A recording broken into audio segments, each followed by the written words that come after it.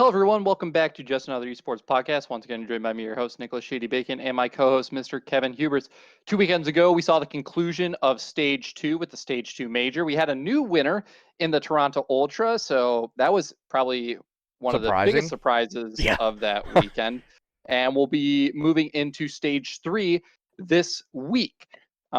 We have a couple of roster changes too to discuss when we kind of delve more into our Stage 3 predictions, as well as some roster changes that came into that major that we did have. But we're going to start it off going from Wednesday to Sunday, as we kind of usually do for those matches. And to kick it off on the weekend, we had probably one of the easier prediction matchups was the LA Guerrillas versus Florida Mutineers. Now, the LA Guerrillas were coming off of a stellar win over the Atlanta FaZe just kind of the week prior to this major. However, it did go the distance in this, or no, it didn't go the distance. I thought it might go the distance against this Florida Mutineers squad, but it's actually a relatively quick 3-0 for the Mutineers over the Guerrillas. And Florida, this was kind of like as far as they got, as we'll see Thursday. They do end up losing to the Seattle Surge there in 3-1 fashion. And after this, they made a roster change. They're subbing out Slacked and they're bringing back in Havoc to the starting lineup. So back to kind of the roster that they had at the start of the season. That they had for a little while. I think they had Slacked and Havoc in there, and then they brought in Neptune. Yeah, Neptune. And took out Slacked, I think, for a short amount of time, maybe. No, it was Neptune basically just straight up replaced Havoc right then and there. Okay. And it was all just because of roles. Slacked was, I think we talked a little bit earlier in the season about how like Slacked was probably supposed to be the guy that gets dropped in this team instead of Colt or Havoc. So that was I guess about time. So yeah, I mean, it will be interesting to see because I think when we first saw this prediction, we both thought that kind of Havoc was probably the better choice for this Mutineers lineup over Slacked. I think the one credit that we gave to Slacked was maybe they required some of that leadership role that he's had in past teams, and pretty much every team he's kind of been that vocal front-faced leader for them, kind of doing up with JCap, I think, with during their time on Luminosity. But the play style that Havoc brings to this squad, I think, fits a lot more of kind of the roles that they want to play. And I think having him as kind of that greasy, sneaky player, even though you can't be as sneaky in this game because it's not like smokes. There's not kind of that depth of creativity that you can do with the routing when you can kind of block the enemy team's vision of you maybe running a flank route or something along those lines.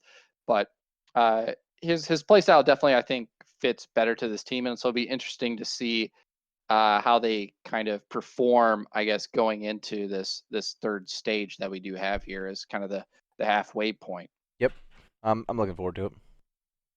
Yeah, but so that was a first matchup that we did have, and I guess one of the Thursday matchups. After that, though, we kind of started to see a trend with LA Thieves.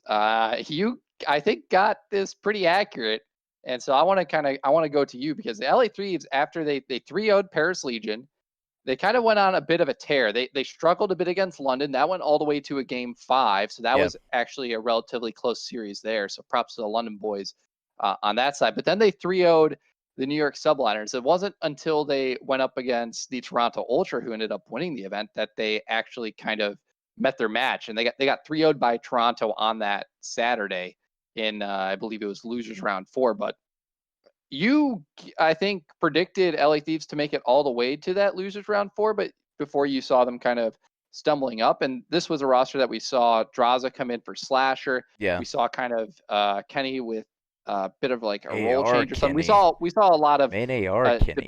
We saw a lot of debating on whether Kenny would be able to fulfill the AR role, and there is some discussion there, but I want to pass it to you before we go into that on kind of why you had so much faith in this LA Thieves lineup kind of going into this major. Well, yeah, I mean, Destraza, man, he's fucking nasty. I mean, I don't know what else to say. Like he did fine in challengers. He was performing really well. Was making elite qualifiers, doing all the right things. All the things that we criticize some of these other lazier pros of not doing. Draza was doing. Um, and I mean, I didn't think that Slasher was the guy to cut. Um, and I thought that the subliners would just be the better team whenever they played against them in the major. But I mean, I'm just wrong at that point. That's the one thing that I do feel wrong about it is that like this is actually a really solid Thieves roster. Um, unfortunately, Yeah, oh sorry, unfortunate that they had to bow out to a really like hot Toronto team, the Toronto team with a lot of momentum. But I mean, past that, this team's looking dangerous going into the third.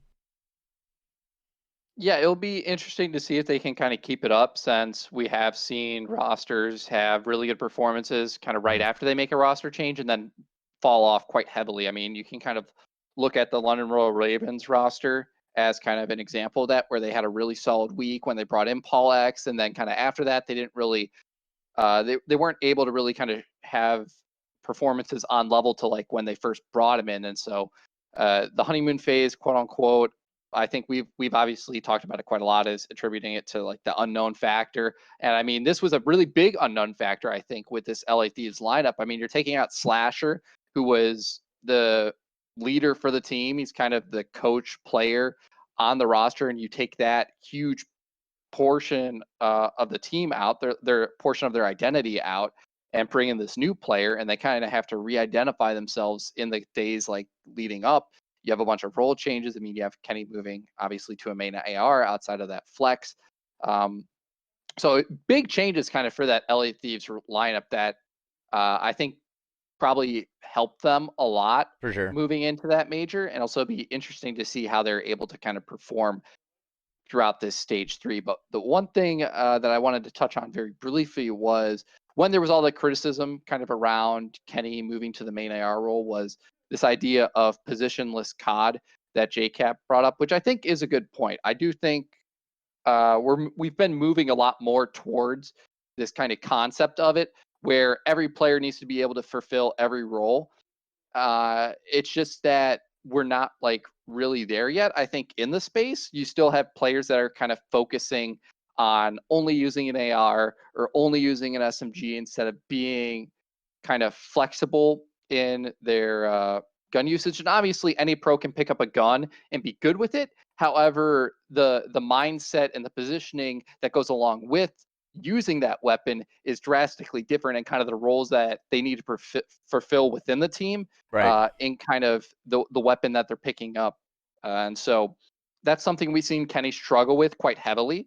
And so him moving to like the AR role, obviously, if he's feeling more comfortable with an AR, then it will definitely benefit the team. I mean, we saw that kind of in Black Ops 4 where he was not comfortable with the SOG, and so they had to bring in someone that was and move him to the Maddox, which he was comfortable with. Right. Um, I think it's just an interesting roster change since Kenny with an AR versus Slasher with an AR. I would definitely say Slasher is the better AR player. However, it does seem that kind of the way that the rest of the team is feeling kind of comfortable playing the game is not kind of aligned with slashers, at least at this point. Maybe that's true, maybe that's not. I don't know kind of the internal workings of it. It's just very interesting that kind of the kind of core identity of your team and slashers, the one player you take out to bring in Draza. And Draza obviously is a good player, but I think He should have been on the roster in the beginning. I'm just gonna like say that right now. Josh should have been playing from day one. It was kind of crazy that he wasn't. But I mean, like I said, I'm glad that these are figuring it out. They did really well this major. Um, so. One question I want to pose to you is kind of how many do you kind of agree with the positionless COD philosophy, and kind of how do you ever see kind of us moving away from like, oh, I'm an SMG role, or oh, I'm an AR player, and no, kind there's of just there's always going to be the meta, and there's always going to be like specific maps and specific hills that do really well. Um, at the end of the day, like Hardpoint's all about just getting your hill time. Search and Destroy is about, getting bombs down and killing people. Control's about, capturing points and killing people. Like, the game in like the simplest sense does apply to that. But I mean, like, you're you're always going to have somebody who's a main AR, somebody who shoots straight and plays, anchors, goes for, make sure that the pinch isn't going to get hit, watches the flank, like, you know, gets in good like god headies and everything, and just pieces people. So that's never going to go away. And your like cracked objective subs aren't going to go away. Your entry subs not going to go away. Your bait's not going to go away. There's always going to be those like little roles here and there. But I mean, yeah, anybody can do it. Anybody, especially at the pro level, can work to that level. So we'll see. Yeah. I think it would definitely be an interesting experiment, and I think it's something kind of Seattle tried to do last year with their roster, and it definitely failed. I mean, they tried but everything.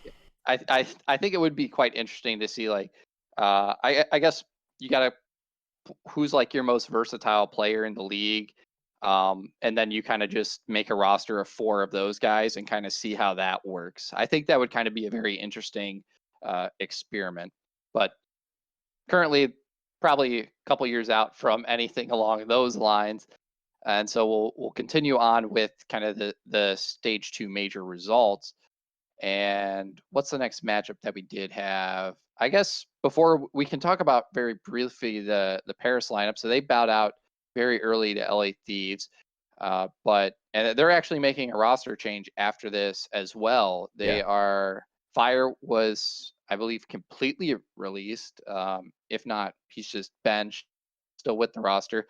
But 100 Thieves, they actually released Temp or traded him, sold him, I guess, to the Paris Legion. And I think this is something that's very surprising because this was probably the last organization that I would think would make a roster change since they were the last one to make their roster. We've obviously talked about some of their financial struggles.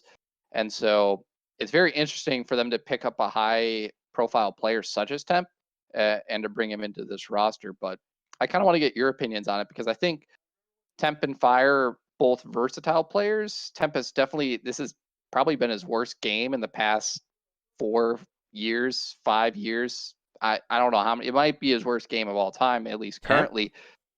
Yeah, Temp. He has not been performing well in this title, at least on the 100 Thieves roster. And so it'll be very interesting to see how he kind of slots in with this Paris Legion lineup. I really don't know. And I mean, like, I don't. Yeah, you kind of have to point the fingers at Fire a little bit if you're Paris. But I mean, like, I don't know. There's too much talent in challengers right now, and there's too much talent in college COD right now to really be circulating around these older pros, So I don't know what's going on with Paris. I've written them off all year, and I will continue to write them off all year. They're kind of a non-factor, and I don't even like to talk about them, honestly. It's clear that they don't even care about their franchise spot. I imagine that next season they're not even going to be a thing, and it's just going to be, hey, remember the Paris Legion? 5-10 years from now, and then we're going to laugh about them. So, Damn. All right. Well, just I being guess brutally honest. I guess we'll safely move on from them. I do agree that there's probably not too much to talk about, and even the roster change, it feels kind of weird. The roster, all in all, just kind of feels very, very weird, and obviously pieced together as they were the last one kind of created. But an interesting matchup on Thursday was the Chicago Optic versus Toronto Ultra, where we actually saw the Ultra. They 3-1 Chicago in this matchup to kind of start, I guess, their run or their reign of bringing down Texas-based teams. And so I want to. I know there was a lot of talk about this, and I know Marky B said like, "Hey, we're pinging worse than kind of the teams in Texas are," and so I really do. And Crim6 came to like defend them on this as like, no, Toronto just played really good COD this weekend. Anyone that says otherwise is just making excuses. And so I hope Chicago does not continue to make excuses as kind of formal was on the Optic podcast or whatever one of their 1 million podcasts So slightly worried about Chicago. Obviously, Toronto played amazing this weekend, and Chicago, they were so close to making it past losers round 4, where they dropped to Minnesota in an insane round 11. I actually looked away from it. I was playing Dead Ops Arcade. I was like, oh, Chicago 3-1. Round 11, they have 3 guys alive. Last guy's accuracy. And I look down for a split second. I see accuracy 3-piece them because they're all standing on top of each other. And I was just like, oh my God, I cannot believe what I just witnessed. Yeah, wait. You're talking about the Chicago Minnesota one? Yeah, I there weren't too many points for me to take away from that Chicago Toronto matchup. Sure, but I you think just wanted to Toronto talk about just the insanity that happened where they just literally lined up, and I mean, yeah, I mean, it's just yeah. that's just unfortunate COD timing. It is what it is. It just sucks that it was round 11, game 5. You win, you're in. You lose, you're going home, and it's not gonna feel good. Let's just say that. I will say though that optics gotten kind of soft with how the banter's been going. Minnesota had to apologize for the post that they made, which I don't feel like was you know too off base or what have you.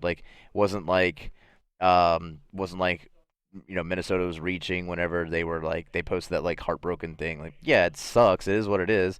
But I mean, I remember a day whenever Aches would stand up and shit all over you, or Nameless would just tell you to go home. I get it. It's supposed to be a more respectable environment and everything like that, but I mean, honestly, it was really soft how they responded, and honestly, it's all the Green Wall fans' fault. I hate those kids. So when does Optic play? I saw Salvation's Elite put out a poll, and I put it as a 1 on the scale of not disrespectful to extremely disrespectful. I think it was 1 to 4. I probably would have put it at a 2 after thinking about it, but I put it as a 1, I think, at the time, simply because I knew everyone was freaking out and putting it at a 4. But I honestly don't think it was too big of a deal. I mean, there's been probably worse tweets in collegiate Call of Duty directed at teams, or just collegiate esports in general, and they take it with stride and just come back with a vengeance so they can do the same to them the next time they face off. But Chicago, sorry, you want to say something? Oh, I mean, for anybody saying that there's a problem with the roster or anything like that, or they can't figure it out, I mean, this is this is competitive COD for you, man. I mean, sometimes you don't shoot straight during some days or some weeks. It just happens. I don't think there's anything wrong with Optic.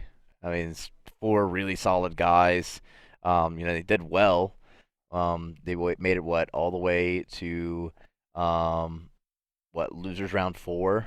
So They got top 6, yeah, they which not the best, but I mean, at least you're top half. At least you're not like yeah. Paris or Yeah, the gap's definitely shrinking though, and Toronto actually caught up quite a bit in the standings after this. I know Toronto still reigns; they have a really nice, sizable gap.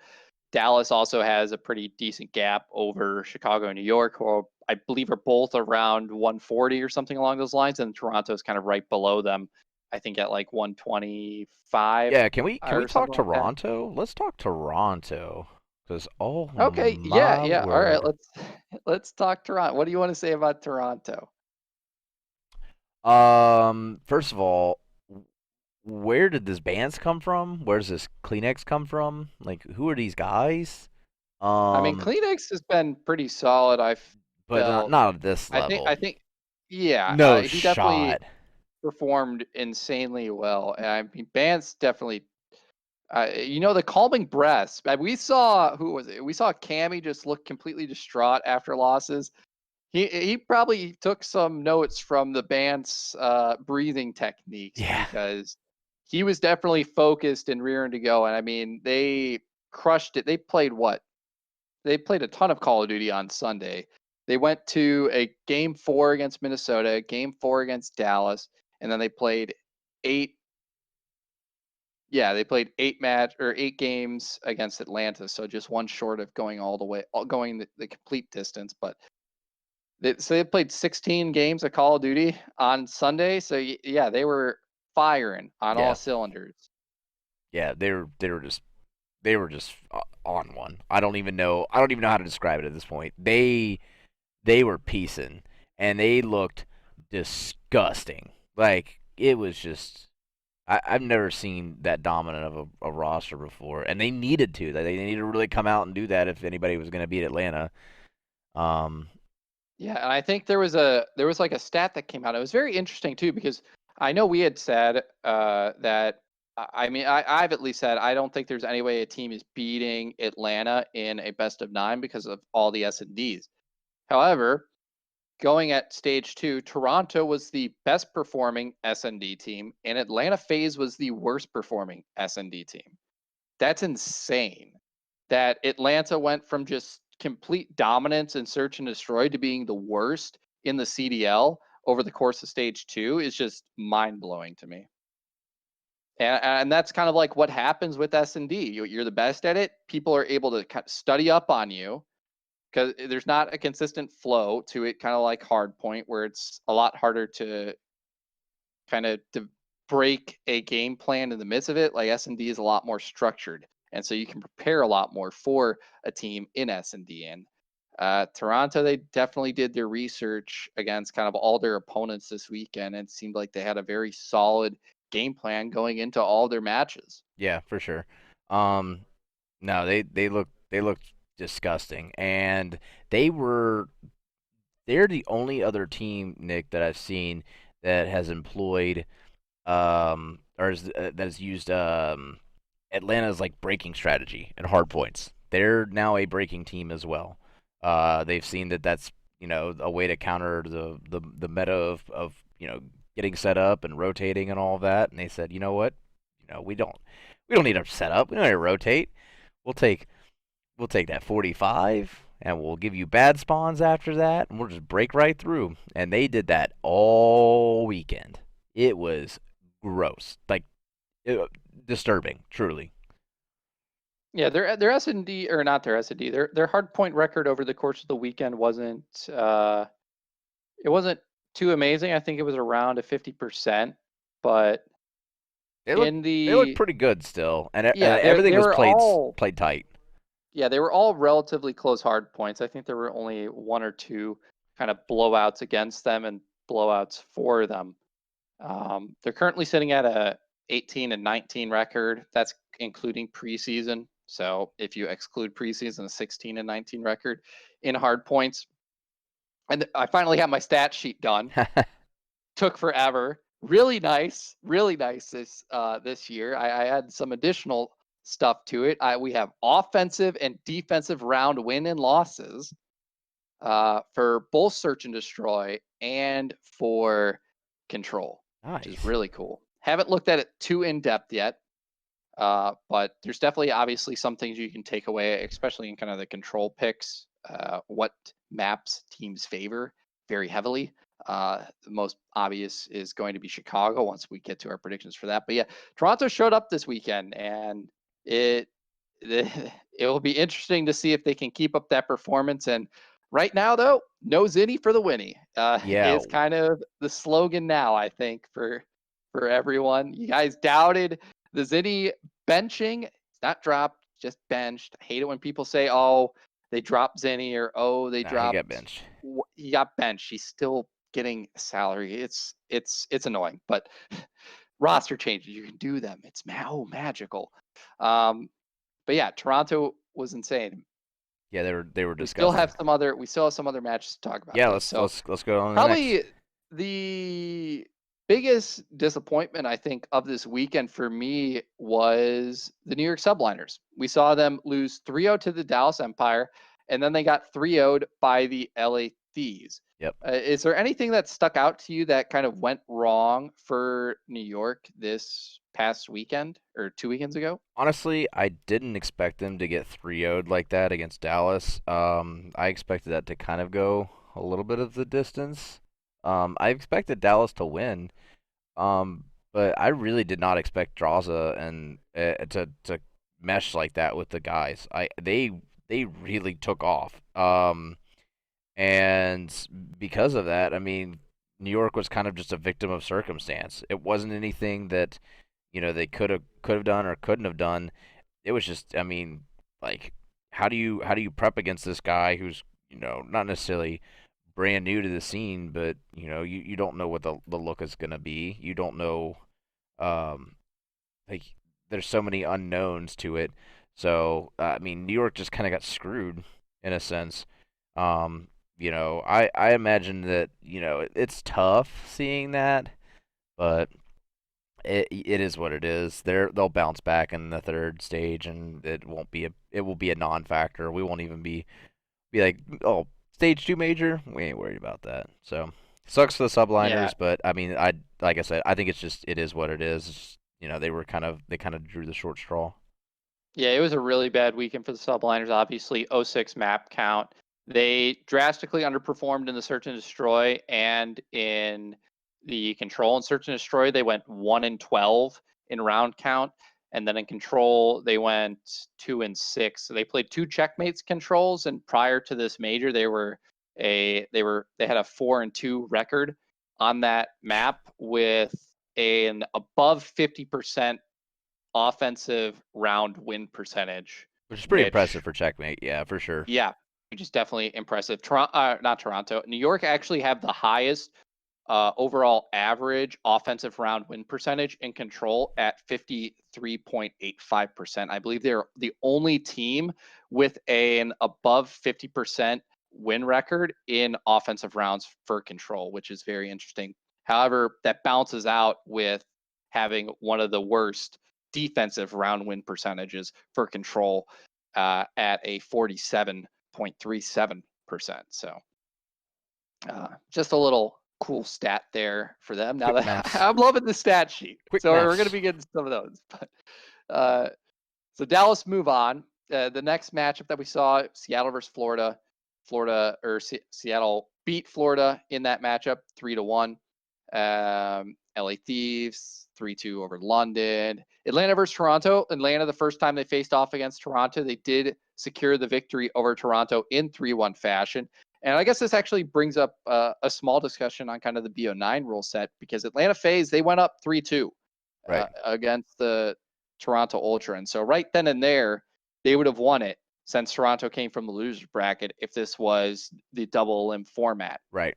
And so I kind of want to get your opinion on that, because in mine, at the end of the day, Toronto was the overall better team than Atlanta FaZe in that Sunday champs matchup. I mean, I think that's why we switched to best of 9, right? To see stuff like Yeah, this. and there was kind of a lot of, I think, backlash. Not too much, but like, since Atlanta didn't get any like realistic advantage, and some people are saying they were even at a disadvantage. And I do agree with the fact they were at like a disadvantage in the sense that they were kind of coming into it, I guess, cold, so to say, because Toronto, they got to play Minnesota, Right. then they played Dallas, and then they got to play Atlanta. Obviously, Atlanta can warm up again, like scrimming another Yeah, team, they'll but scrim it's other not going to teams. be Yeah. it's not going to be as comparable as to kind of a real life match. And so I understand why they made the switch to kind of not have the winners finals on the same day as the grand finals, because we could end up seeing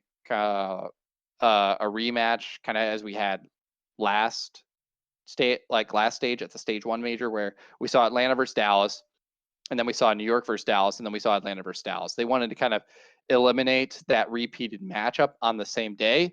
Um, However, it does kind of give over momentum, that possibility of kind of a momentum win to the team in the losers bracket, now that we have losers round 5 on the Sunday and winners finals on the Saturday. I still do think that there is a relatively large benefit from coming from the winners bracket, simply in the veto process. And Yeah. I think right now we're not seeing as big of a benefit in the veto process because teams kind of still, because they're only playing best of fives, they still don't really have a large map pool, and I think that was somewhat evident in this Toronto versus FaZe matchup, and kind of something that you can see when looking at kind of the map records and kind of the picks that FaZe decides to go with kind of their hard points, with their S&Ds. I mean, you look at their hard points, half of their maps played are Garrison and Moscow. Moscow, they're 5-0 on, and then Garrison, they're 8-2 on. Currently, FaZe is by far the best hardpoint team in the game at a 22-7 record. They've dropped quite a bit in S&D, but their S&D, they're still at 15-10. However, 6 of those wins are coming from Moscow for S&D, where they're 6-0. You kind of look at their other maps. Checkmate, they're 1-1. Express, they're 0-3. So right there, that's probably a relatively guaranteed win if you're a team that's facing them. Garrison's out of the map pool. Raid, they're 50-50, and the Miami, they're 50-50. So if you're not playing them on Moscow, you're putting yourself in at least a 50-50 opportunity to take an S&D off of Atlanta FaZe, which is definitely going to be beneficial in taking them down. And then obviously Control, they're also very scary at that. They're 14-5, 6-1 on Garrison, 6-2 on Raid. Checkmate, they're 2-2. And in that Toronto series, they did end up playing them. They played them on Checkmate and they played them on Raid. Toronto looking like a pretty good Raid team, as they have a disgusting amount of reps on Raid Control. It's actually insane. They've played Raid Control 14 out of their 21 matches. So they've played it, 66% of the time they've played Raid Control. It's quite a lot. Yeah, that's kind of weird. Yeah. But that was the first time they matched up. Second time they match up, obviously, is in that grand finals, which Toronto ended up winning 5-3. The matchup after that, it was Minnesota-Dallas. Dallas actually won against Minnesota. Very close series here. This is the first time Dallas has beaten Minnesota, which is why it's kind of a bit significant. And it was in a round 11 game 5, which Dallas are still undefeated in round 11s. I believe they're like 8-0 in round 11s, which if they start losing 50% of those, their kind of record and their standings, their place in the overall standings is looking quite different for their roster. Yeah, I mean, is what it is. The third major is going to sort out a lot of this stuff, especially with all these new roster changes. So, I'm really excited to see how this starts to shape up because, realistically, right now everything's the soup. You know, FaZe is still a little bit ahead, but past that, I mean, it's anybody's game now. Yeah, this is definitely the most competitive season that we kind of really had of professional Call of Duty. For sure. Yeah, it feels very balanced. You know, I think that the 60 hertz has been great for the guys. I really do think that this is starting to shape up to be a good little competitive COD season. Yeah, definitely. And especially with some new stuff coming out too. Like LAN's coming back, standoffs coming, PPSH. Well, I don't know. I don't think we're going to have the PPSH I don't know. used, since none of the DLC guns have been allowed so far. But yeah, in that Minnesota series, Dallas lost both the hard points. So that's the first time they've lost hard point to Minnesota. So that's a bit of a change up there. And then this is the first time Dallas has won S&D against Minnesota. They actually won both of the S&Ds. They won it, both of them 6-5. So both of the S&Ds went to around 11. And then the Raid Control, that went to around 5 as well. And Dallas actually really needed that. And they won it, what was 0.1 second on the clock in the Raid Control to win a round, which just goes to show it's not over until it's over. realistically, it's not over until it's over, and that right there proves it kind of as best you can. Right. But that was I think that was losers. No, that was winners round 2. My bad. Yep. Next up matchup we did see on Friday. It was Chicago versus Seattle. Chicago dealt a 3-1 loss, I guess, to Seattle. Yeah, no Chicago surprises there. takes the dub there. Then LA Thieves, they beat New York Subliners. And I think one thing we should talk about here with the New York Subliners is they're actually making a roster change after this 06 loss at the major. Hydra is finally coming in. It was looking like it was going to be a 2-person change with Sibilance also coming in. However, they were unable to acquire him from FaZe by the sounds of it. And I believe it's Mac is out or for Hydra. I I think think that's that's the move. I don't think it's a seam. I think they're pretty no, satisfied it with wasn't it. a seam. It was at first I think it was Diamond Con, and then they decided they wanted Yeah, to I think stick with they dropped Mac, which I mean is what yeah. it is. Like he hasn't been playing like he did in the Modern Warfare season, where he was an No, he's absolute definitely beast. he's definitely been the one that's underperformed, I think, the most. Like obviously ASIM's had some really abysmal maps, but I think overall Mac has probably been the more consistent underperformer on the lineup. Yeah, and I And I think think it was something to do with kind of flexibility with Diamond Con in there, even though I think Mac is a bit more of a flex. And then you have Hydra in there who's been using every gun in existence apparently during his challengers run. So who knows what's going on there kind of with the roles. yeah, so I mean like I'm excited to see Hydra. I think he's a beast. Yeah, Um it's a bit unfortunate because I'm pretty sure the first match for New York again at this major is going to be up against Atlanta. So not a fun time for Hydra. Kind of his first match in the league, and he's got to go up against the Atlanta FaZe. But who knows? Maybe pop out performance against Atlanta FaZe. I mean, look at what standing against Optic. Ooh, this could be Hydra's time. Hydra's time to have a standing performance against a major powerhouse team. But that's kind of the interesting thing that we're seeing from New York, kind of after their very disappointing performance at the Stage 2 major. After that matchup on Saturday, we saw Minnesota versus Chicago. That upset there, Minnesota winning it 3-2 in the end, taking that crazy round 11 S&D. Then we saw Toronto deal the 3-0 to LA Thieves. Saw Toronto 3-1 Minnesota. Saw Atlanta 3-1 Dallas. Then we saw Toronto 3-1 Dallas and Toronto 3-5 the Atlanta FaZe, and that rounded out the Stage 2 major. I feel like we kind of touched on everything we wanted to do with those teams, so that's kind of just rounding out the results of that. Predictions wise, we didn't do too great. I think you definitely beat me in the predictions for this Stage 2 major, so applaud to you there. But I think it's time. Well, I guess we can discuss very briefly, I guess, some of the changes. Obviously, we do have a bit of a control change coming into the Stage 3 major with the overtime being dependent on the number of ticks capped on a control point. However, you will not earn time per tick.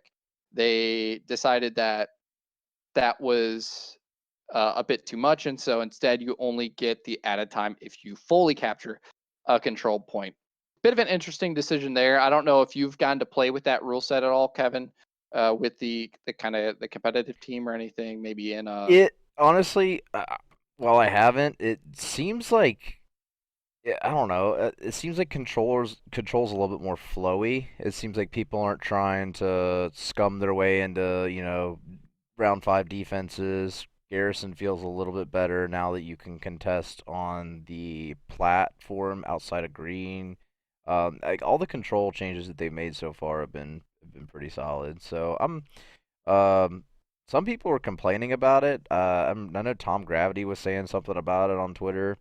Um, about the overtime being dependent on the number of ticks. The only I'm asking because the only complaints I saw was like, oh, you shouldn't get 20 seconds per tick. It should just be the 1 minute for the full cap. And the reasoning behind that was like, oh, there was a someone was saying, oh, it just becomes like TDM because you have too much time with too little lives. And Yeah, my that's thought true. process with that is just slow it down, you fucking idiot. Well, I mean, Like you're it does just throwing your lives at the point with reckless abandon from an because you entertainment had to in the standpoint though, past. like watching them go after that second point with like, no respawns or next to no respawns has been really, really fucking fun to watch. Like I have had a Yeah, ton of fun to watch.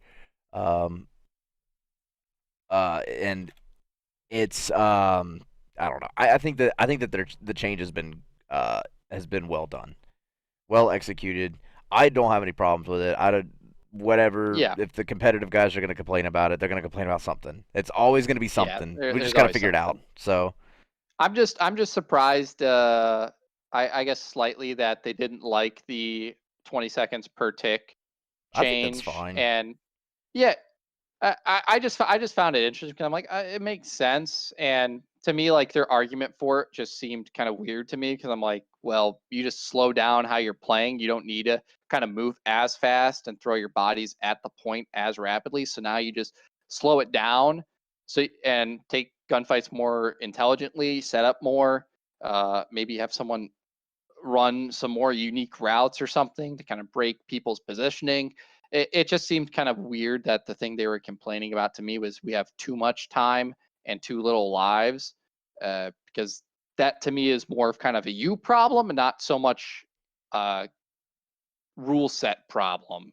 To me, that just means, hey, you're playing too fast. But I don't know. I hadn't played it. I haven't played it with those rule sets, so I can't really.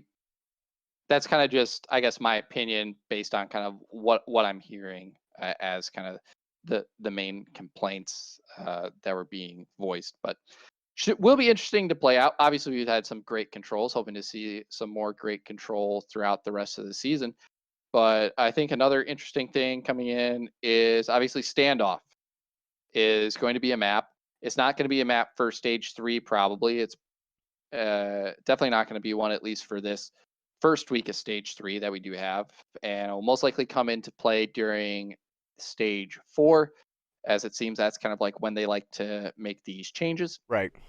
What do you see standoff being? Do you see it being every game mode, or I is there think kind of one or two that you might see it definitely being played as? search for sure. Um, Standoff is one of the best search maps of all time. If they don't put it as a search map, everybody's gonna be pissed. What do you So think they're taking out? Probably checkmate, I don't I even would know if imagine. I don't even know if they take anything out. Honestly, I think You you think just they would have 6 S&D I picks think or you options? I think that you spread it out more with best of nines being a commonplace. You add standoff. You don't take any maps away. You add standoff search. Somebody, I think it was John Prosper. You do that, that really changes up the dynamic I of kind of vetoes, I think. I I think that would be a fresh take on it though. Fresh breath of air would require teams to, have a little bit more depth to their map pools. Um, I'm you know, always a fan of more depth in the map pool. I think that you just add standoff search.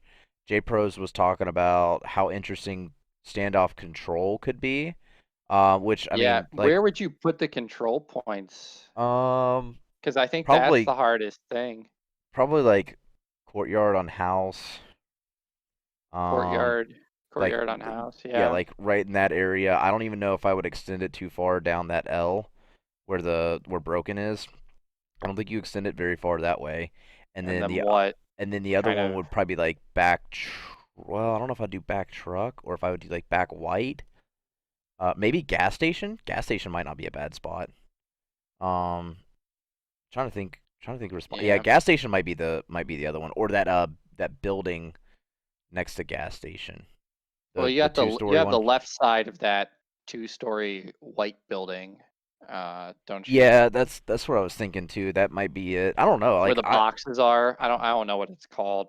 It's probably called boxes or something. there's about like 5 or 6 really solid spots that all would be great control spots. So I'm pretty Yeah, excited. it just depends on like where people are spawning too. Right. because this is a map where it's very like you're not spawning inside of a building on this map. Right. At least normally you aren't for kind of like this offense defensive kind of gameplay that we do have for control.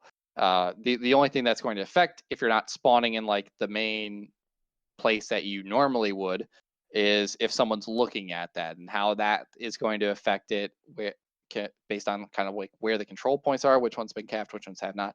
It'll be very interesting. I think there's probably a lot less decent spots on the map than one might think as a result of kind of the layout of the map and how spawns are going to work for that game mode. But yeah, it'll be interesting to see how it plays for control.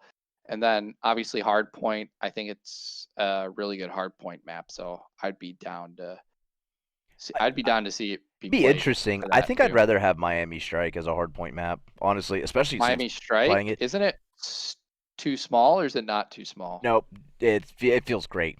Actually, I love Miami Strike. I'm just gonna be 100% I looked real. at it and I thought it looked pretty good. I haven't played it yet, but based on I'll be honest, I haven't played Cold War. Well, I played Cold War last week or 2 weekends ago because I was doing Dead Ops Arcade. Beat the mama back Oh first try. gosh. That's pretty impressive. But Jesus that's beside. I Christ. haven't played multiplayer in a while. But yeah, I saw the map layout looked pretty good. But I think that's the end of kind of that discussion. You're ready to move on. I'm so ready to move on. After you said Dead Ops Arcade, I'm about to turn off the damn stream. Oh my god. All right, let's move on to predictions. So first matchup we have for stage 3, we got Paris versus the Dallas Empire. Obviously, Paris, they have the new change with Temp coming into the lineup. I'd be pretty surprised if they were able to beat Dallas. So I'm going to agree with you. Yeah, they're getting victory hoed. Going over to Dallas. You're going 3-0, I'm going 3-1, just for whatever's sake. Florida versus Toronto. So you're going with Florida for this. Yeah. 3-2 over the Toronto Ultra. I definitely think that isn't as crazy of a pick as it might have been kind of before the roster change that we did see for the Florida Mutineers. It'll be very interesting to kind of see how that roster fits together. I can't remember which of these teams historically has kind of the upper edge against the other.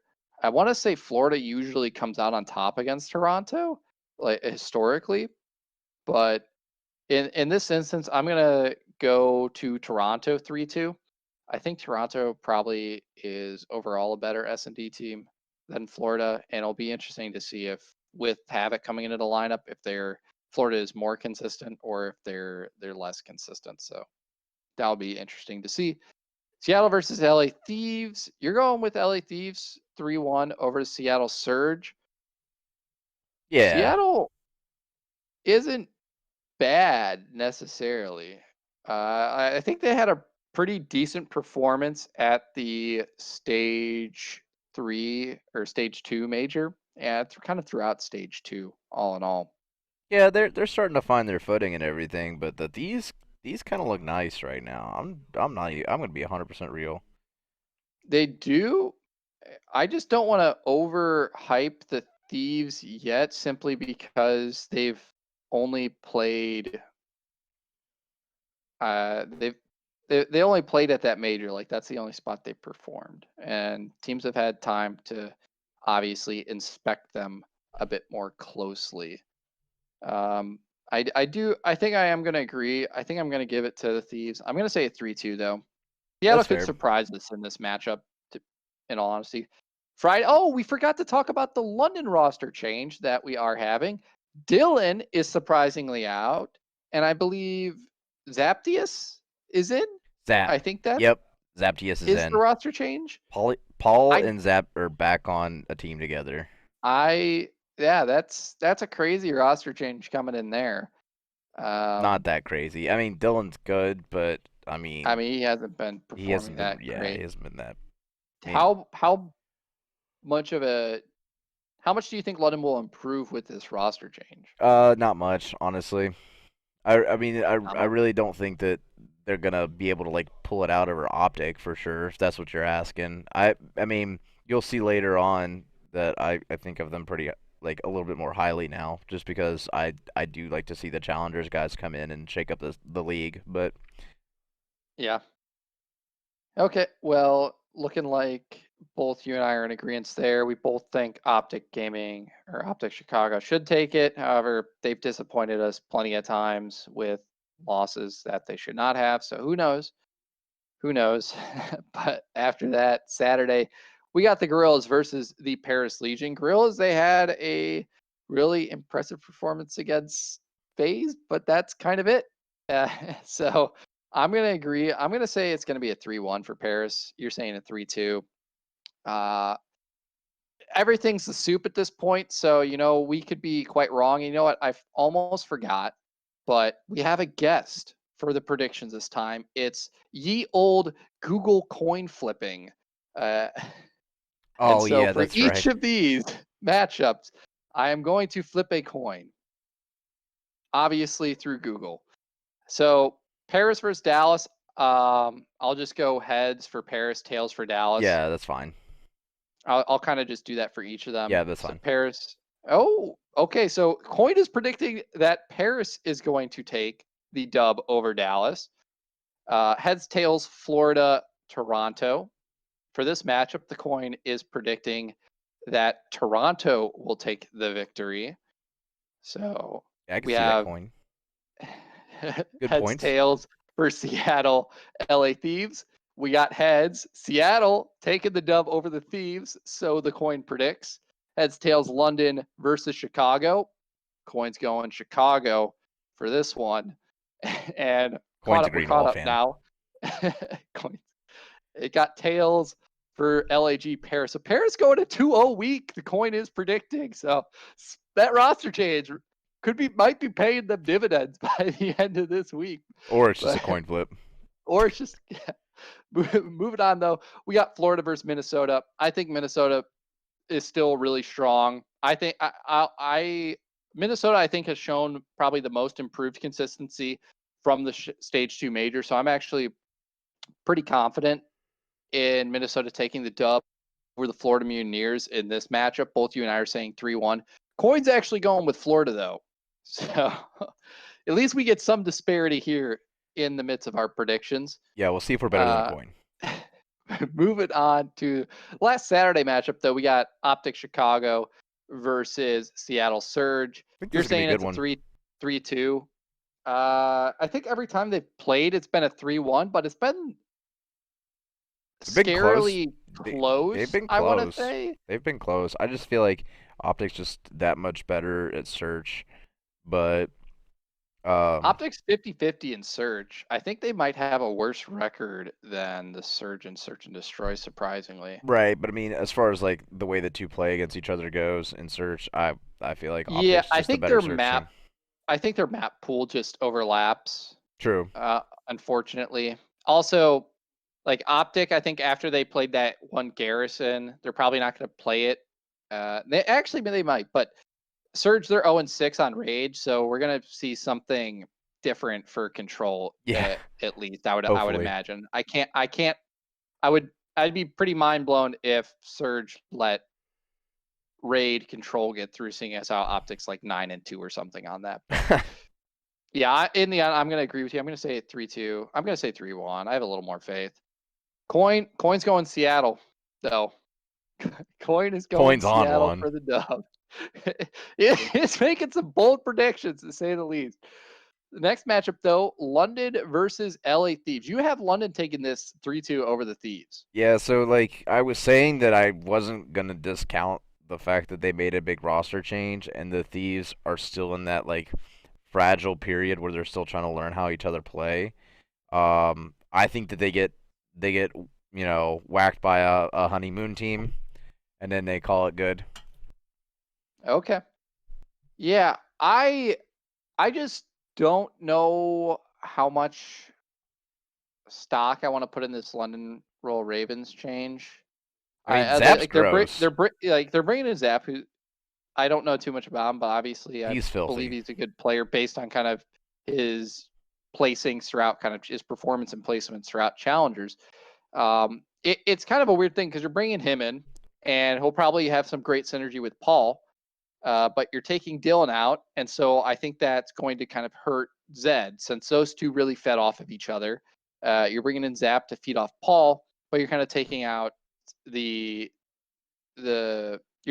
jelly to the peanut butter that is oh gosh, Zach. What's his gamer tag? Oh my gosh, I'm losing my mind. What? Zed. Zed. That Zed. Zed. Yes, Zach. Zed. That is his. Okay. Zed. But yeah, so it's kind of an interesting dynamic there. So I'm actually going to say LA Thieves takes it 3-1 over London. I don't want to put a bunch of stock in this LA Thieves lineup because they've obviously, every time I feel like I do that, they just shit the bed. But the coin is agreeing with you, Kevin. The coin's going with London for this one. Coin knows what's up in this one.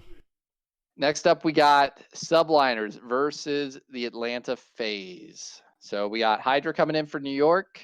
Last time we saw a rookie come in a major matchup as their first matchup, they absolutely blew our minds. That was Standy with Minnesota. Do I want to say? I'm going to go with whatever the coin goes with for this one. I'm going with the coin on this one. Coin's going heads. I'm saying New York 3-2 over Atlanta. Got to have some little disparity in here, you know. I'm making the bold prediction here. New York Subliners. Hydra's going to have a standing performance over the powerhouse team and cement himself into the Call of Duty League. But to close it out, we got Dallas versus Toronto. This is an interesting one. Obviously, Dallas isn't a bad team. Dallas made it back-to-back. Well, they got third place this time around last time. So Dallas has been pretty consistent, at least kind of in their end placements at the major. Their hard points obviously been solid. They finally got some S&D wins against Minnesota. However, I feel like this matchup, it almost has to go to a game 5. And in that game 5, who do I trust more? Like, who's better at S&D? If it goes round 11, obviously I'm taking Dallas because they're undefeated in round 11s. But how much longer until kind of their luck runs out? And is that kind of like what you're feeling here, since you're saying Toronto is going to beat Dallas 3-2? Is that? Yeah, I mean, I don't know. Like, I just feel like Dallas is like way out of form right now, and Hook is only so good. Crimsix hasn't really been performing. Illy has been kind of dog shit. He's been honestly. Performing in those round 11s. You see his KD in round 11. Yeah, oh, I know. And I mean, there's only so much. So. Yeah, I think I'm gonna. I don't even know if you can call it a safe bet anymore, but I'm gonna say Dallas takes the W here. I'm gonna say they take it 3-2 over the Ultra. I don't feel really good about that.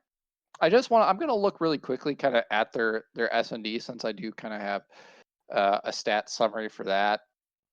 I'm just kind of looking to see if there's any clear edge that Toronto has over kind of the Dallas Empire if they are to match up.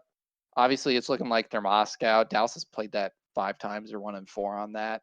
That is one of Toronto's most played.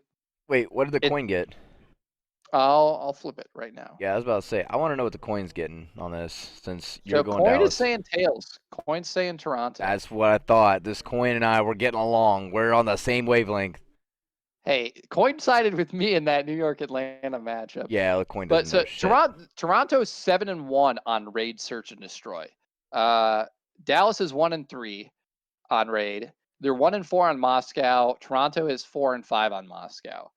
So I'm assuming like Dallas is going to win an S&D, I think, because they're either going to get a favorable checkmate search or a relatively favorable Miami. Miami, they're 4-1. Toronto's 3-2. So pretty close record there. And Dallas is 6-2 on checkmate. Toronto's 0-2. So I'm assuming Toronto's going to ban checkmate. So Dallas doesn't get that. they're pretty much even on Express, so that's a toss-up. Miami, you could say that's even a bit of a toss-up. And then they're going to lose. So I'm like, Dallas realistically has to win this in 4, because I don't see them taking a Game 5 victory over Toronto. So I'm gonna say, because I'm gonna side with Dallas on this one. I'm gonna say Dallas 3-1 over the Toronto Ultra. I don't feel stellar about it. Toronto's obviously had some increased performances in the hardpoint. Currently, they're at a 18-19 record in the hardpoint. Dallas, second best hardpoint team in the league, currently at a 19-12 record. And then obviously you scroll over to their controls.